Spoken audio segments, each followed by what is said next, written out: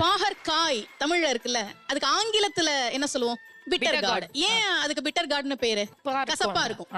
கசப்பா இருந்தது, கசப்பு காய்னு பேர் வச்சுட்டாங்க, பிட்டர் கார்டு. ஆனா தமிழனுக்கு அத கசப்பு காய்னு சொல்றதுக்கு மனசே வரல. அது அவனுடைய குணம்.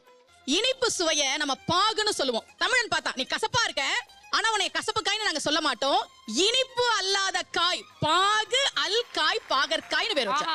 பேர்ல இருக்கிற சிறப்பு மாதிரியே இதை சாப்பிடறனாலையும் பல சிறப்புகள் இருக்கு. அது என்னன்னு தெரிஞ்சுக்கிறதுக்கு முன்னாடி இந்த மாதிரி பாரம்பரிய உணவுகள் மூலியமா நீங்க ஹெல்த்தி ஆகணும்னு நினைச்சீங்கன்னா மறக்காம என்ன ஃபாலோ பண்ணிக்கோங்க. பிளட் சுகரை கண்ட்ரோல் பண்றதுல பாவக்காய் தான் கிங். டயபெட்டிஸ் இருக்கிறவங்க ஒரு பேலன்ஸ்டான டயட்ல தினமும் காலையில பாவக்காய ஜூஸா குடிச்சா சுகரை சூப்பரா கண்ட்ரோல் பண்ணலாம். பாவக்காய்னாலே கசப்பு, அறுசுவையில ஒரு சுவை. எங்க பார்த்தாலும் டீடாக்ஸ்னு கூவி கூவி பிரயோஜனம் இல்லாத ட்ரிங்க்ஸை விற்கிறாங்க.